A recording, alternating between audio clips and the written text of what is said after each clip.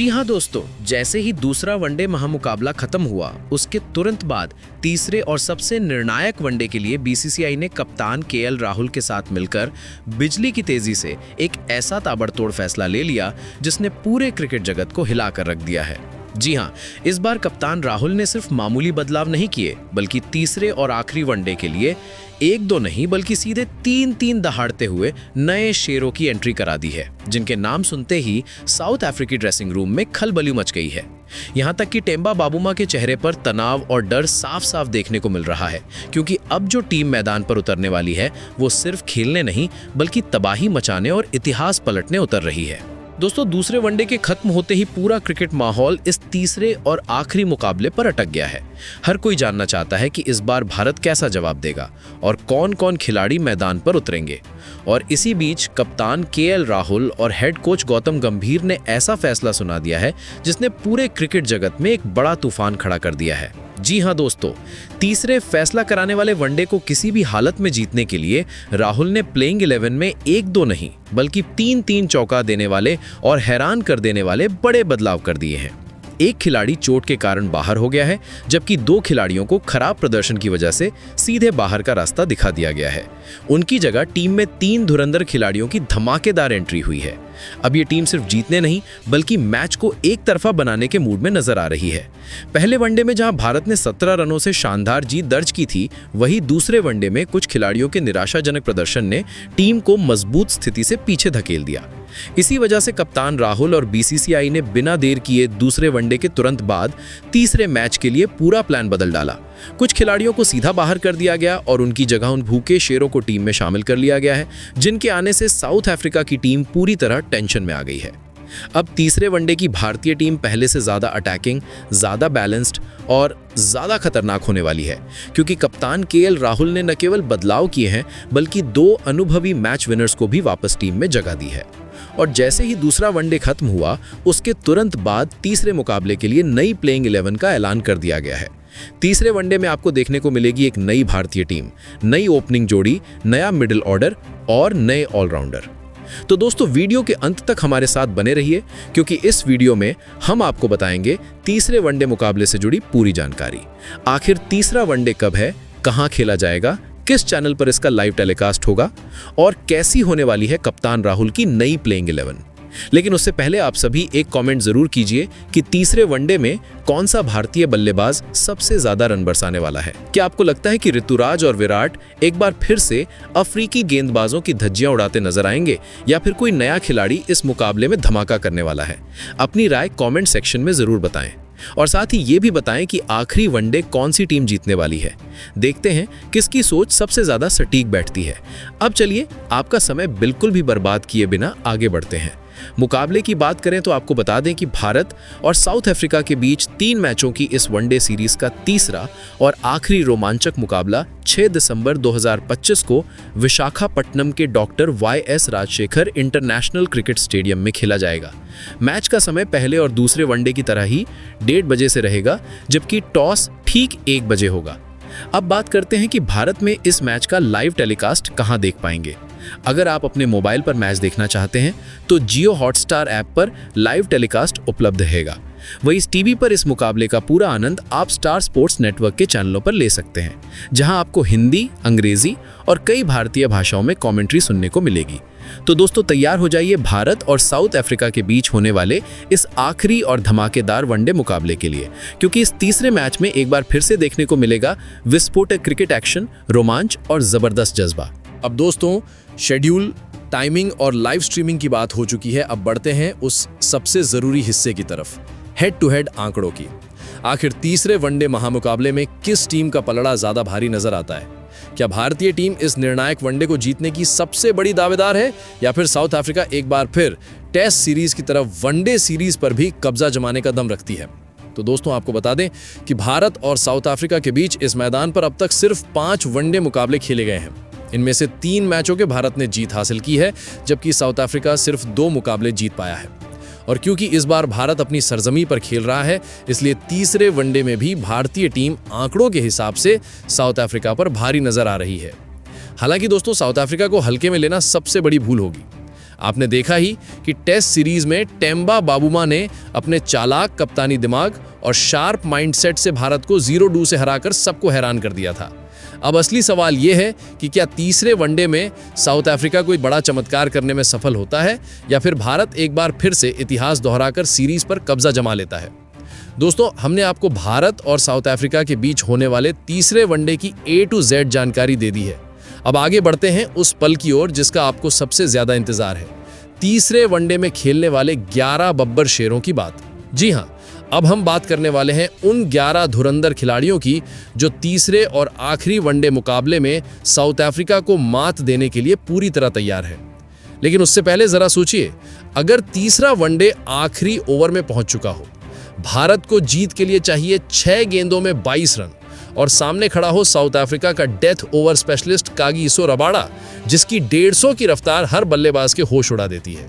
अब बताइए, भारत की टीम में ऐसा कौन सा खिलाड़ी है जो इन हालात में रबाडा को पछाड़ते हुए ये 22 रन ठोककर मैच भारत की झोली में डाल देगा? कमेंट बॉक्स में सिर्फ एक ही नाम लिखिए जिस पर आपको पूरा भरोसा है कि वही भारत को ऐसी घड़ी में जीत दिला सकता है। चलिए दोस्तों, ज्यादा समय बर्बाद नहीं करते हैं और आगे बढ़ते हैं और बात करते हैं तीसरे वनडे मुकाबले के लिए कप्तान KL राहुल और हेड कोच गौतम गंभीर द्वारा घोषित की गई नई प्लेइंग 11 की, वो 11 जांबाज जो विशाखापट्टनम की पिच पर साउथ अफ्रीका को धूड़ चटाने के लिए उतरने वाले हैं। तो सबसे पहले बात करते हैं ओपनिंग बैटिंग की। तीसरे और आखिरी वनडे के लिए टीम इंडिया ने अपनी ओपनिंग जोड़ी में किसी भी तरह का बदलाव नहीं किया है। जी हां दोस्तों, कप्तान ने एक बार फिर उसी विस्फोटक और भरोसेमंद जोड़ी रोहित शर्मा और यशस्वी जायसवाल पर अपना पूरा भरोसा जताया है। उनका कहना है कि ओपनिंग में किसी भी तरह की छेड़छाड़ की आवश्यकता नहीं है, क्योंकि ये जोड़ी किसी भी गेंदबाजी आक्रमण की कमर तोड़ने की ताकत रखती है। जहां बात करें टीम इंडिया के यंग और एक्सप्लोसिव ओपनर यशस्वी जायसवाल की, दूसरे वनडे में जायसवाल ने शुरुआत तो दमदार की थी, लेकिन उसे बड़ी पारी में बदल नहीं पाए और 38 गेंदों पर 22 रन बनाकर पवेलियन लौट गए। पहले वनडे में भी जायसवाल का बल्ला खामोश रहा और अब दूसरे वनडे में भी वही नजारा देखने को मिला। तीसरे और निर्णायक वनडे में करोड़ों भारतीय फैंस से जायसवाल से एक तूफानी पारी की उम्मीद है, क्योंकि तीसरा मैच बड़ा है, पिच बड़ी है, जिम्मेदारी बड़ी है और उम्मीदें भी आसमान पर हैं। अब बात करते हैं दूसरे ओपनर हिटमैन रोहित शर्मा की। दूसरे वनडे में रोहित बिल्कुल भी लय में नजर नहीं आए। पहले वनडे में जहां उन्होंने शानदार अर्धशतक जड़कर टीम को बेहतरीन शुरुआत दी थी, वहीं दूसरे मैच में वे 8 गेंदों पर मात्र 14 रन बनाकर आउट हो गए।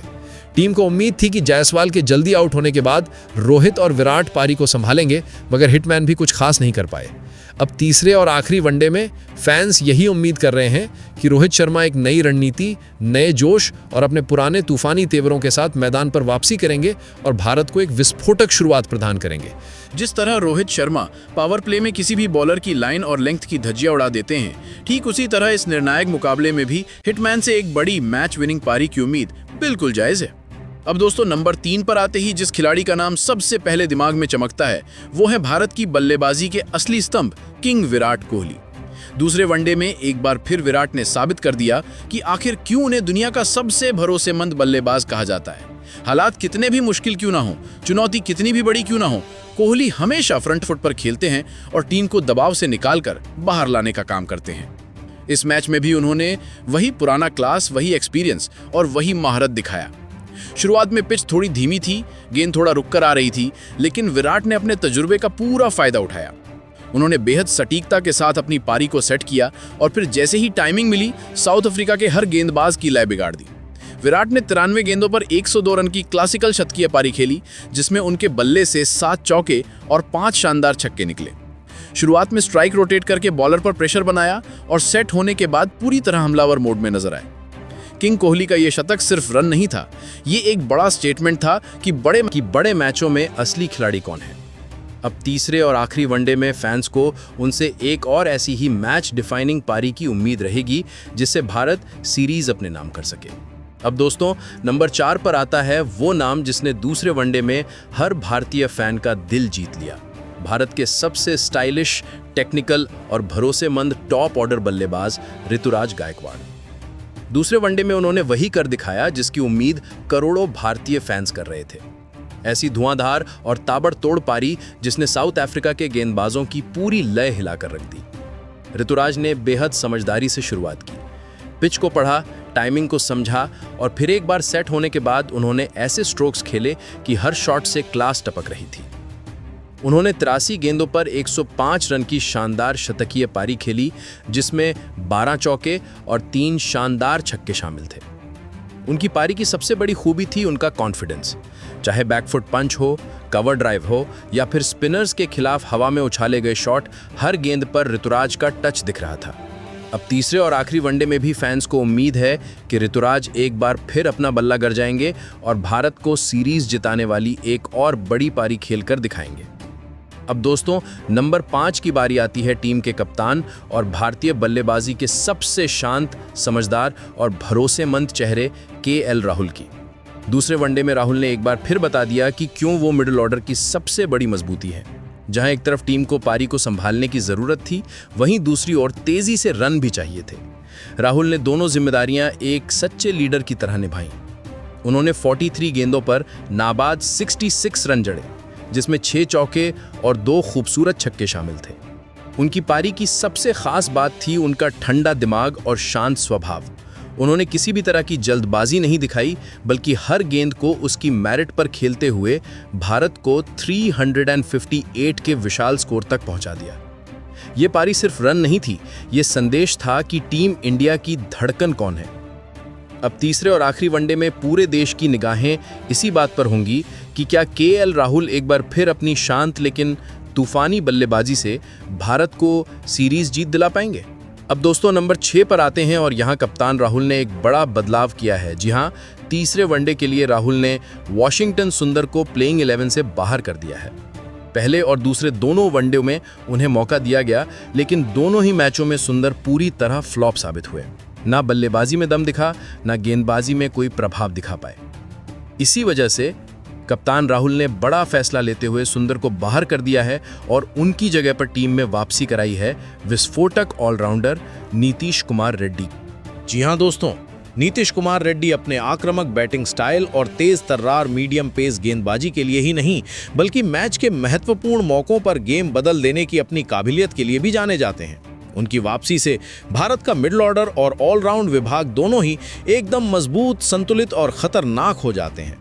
कप्तान राहुल का साफ मानना है कि अंतिम और निर्णायक मुकाबले में टीम को ऐसे खिलाड़ी की जरूरत है जो तेज रन भी जुटा सके और जरूरत पड़ने पर अपने भेदक गेंदों से विपक्ष के बड़े बड़े बल्लेबाजों को आउट करके मैच का पासा एक झटके में पलट सके। और दोस्तों, ये क्षमता नीतीश कुमार रेड्डी में कूट कूट कर भरी हुई है। अब ये देखना बेहद दिलचस्प होगा कि तीसरे वनडे में रेड्डी किस तरह अपने धमाकेदार खेल के दम पर टीम इंडिया के लिए बड़ा फर्क पैदा करते हैं और मैच का मोमेंटम भारत के पक्ष में मोड़ते हैं। अब दोस्तों, नंबर 7 की बात करें तो यहाँ टीम इंडिया के सबसे भरोसेमंद और अनुभवी ऑलराउंडर रविंद्र जडेजा एक बार फिर प्लेइंग 11 में अपनी मजबूत मौजूदगी के साथ नजर आने वाले हैं। पिछले मुकाबले में जडेजा ने भले ही 27 गेंदों पर 24 रन की पारी खेली हो, लेकिन उनका हर रन बेहद कीमती था, क्योंकि उन्होंने बीच के ओवरों में पारी को संभाल कर रखने का काम किया। स्ट्राइक रेट बढ़ाना सही, लेकिन स्थिरता और संतुलन वहीं दिखाते हैं जहां असली जरूरत होती है। पर दोस्तों, जडेजा का योगदान सिर्फ बल्ले तक सीमित नहीं रहता। उनकी बाएं हाथ की धारदार गेंदबाजी, दबाव बनाने की कला और बिजली जैसी तेज फील्डिंग विपक्षी टीम को हर मोड़ पर परेशान करती है। कप्तान केएल राहुल को पूरा भरोसा है कि तीसरे और आखिरी वनडे में जडेजा एक बार फिर अपने अनुभव और ऑलराउंड क्षमता से मैच का रुख भारत की तरफ मोड़ देंगे। फैंस भी यही उम्मीद लगाए बैठे हैं कि जडेजा इस निर्णायक मुकाबले में बल्ले से तेज रन जोड़ें और गेंद से साउथ अफ्रीका की बल्लेबाजी को जकड़ते हुए विकेटों की लगातार शुरू कर दें। कुल मिलाकर जडेजा नंबर 7 पर टीम इंडिया की सबसे मजबूत दीवार बनकर फिर एक बार मैच में बड़ा प्रभाव डालने को तैयार हैं। अब नंबर 8 की बात करें दोस्तों, तो यहां नजर आते हैं टीम इंडिया के उभरते हुए तेज गेंदबाज हर्षित राणा, जिन्होंने दूसरे वनडे में गेंदबाजी से मानो आग उगल दी थी। भले ही उन्हें बल्लेबाजी का मौका नहीं मिला, लेकिन उनकी तेज धार वाली गेंदों, कसी हुई लाइन लेंथ और नुकीले बाउंसर ने साउथ अफ्रीका के बल्लेबाजों की कमर तोड़कर रख दी थी। जिस तरह हर्षित ने मुश्किल समय में रन रोककर दबाव बनाया और 2 बेहद अहम विकेट चटकाए, उससे मैच का पूरा मोमेंटम भारत की तरफ झुक गया था। उनकी सबसे बड़ी खूबी यह है कि वो हर गेंद पर फाइट करते हैं और बल्लेबाज को खुलकर खेलने का एक भी मौका नहीं देते। कप्तान केएल राहुल के मन में हर्षित राणा को लेकर जबरदस्त भरोसा है और इसी वजह से तीसरे और अंतिम वनडे में भी उनसे एक धमाकेदार प्रदर्शन की उम्मीद की जा रही है। अब देखना यह होगा कि क्या हर्षित राणा अपनी तेज रफ्तार, स्विंग और सटीकता का इस्तेमाल करते हुए एक बार फिर साउथ अफ्रीका की पूरी बल्लेबाजी लाइनअप को तहस नहस कर पाएंगे या नहीं। अब दोस्तों नंबर 9 की बात करते हैं तो यहाँ आते हैं टीम इंडिया के सबसे खतरनाक और चतुर फिरकी गेंदबाज कुलदीप यादव, जो अपनी जादुई स्पिन से बड़े बड़े बल्लेबाजों की कमर तोड़ देते हैं। दूसरे वनडे में भी कुलदीप ने अपने अनुभव और बेहतरीन variation, googly, flipper, top spin और बदलती लाइन लेंथ के दम पर 2 महत्वपूर्ण विकेट झटके थे।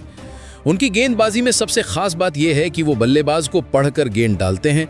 यही वजह है कि मध्य ओवरों में वे रन गति पर पूरा नियंत्रण रखते हैं और विपक्षी टीम को बड़े शॉट्स खेलने का मौका ही नहीं देते। केएल राहुल तीसरे वनडे में कुलदीप से और भी शानदार प्रदर्शन की उम्मीद कर रहे हैं, क्योंकि यदि कुलदीप का स्पेल चल गया तो साउथ अफ्रीका की बैटिंग लाइनअप मिनटों में ढह सकती है। फैंस भी यही चाहते हैं कि कुलदीप अपनी फिरकी की धार से इस निर्णायक मुकाबले में एक बार फिर विपक्ष को चित कर दें और टीम इंडिया को जीत के और करीब ले जाएं। अब दोस्तों नंबर 10 और 11 की ओर बढ़ते हैं, जहां टीम इंडिया के 2 सबसे घातक तेज गेंदबाज मैदान में उतरने के लिए तैयार खड़े हैं, अर्शदीप सिंह और प्रसिद्ध कृष्णा। दोनों ही गेंदबाज अपनी स्विंग, गति और उछाल से बल्लेबाजों को डराने की क्षमता रखते हैं। ये वो जोड़ी है जो नई गेंद से लेकर डेथ ओवर्स तक विपक्ष पर लगातार दबाव बनाए रख सकती है और जब चाहे विकेट चटका सकती है। तीसरे और आखिरी वनडे में इन दोनों पर पूरा दारोमदार रहेगा कि वे अफ्रीकी बल्लेबाजों की रीढ़ तोड़कर भारत को जीत दिलाने में बड़ी भूमिका निभाएं।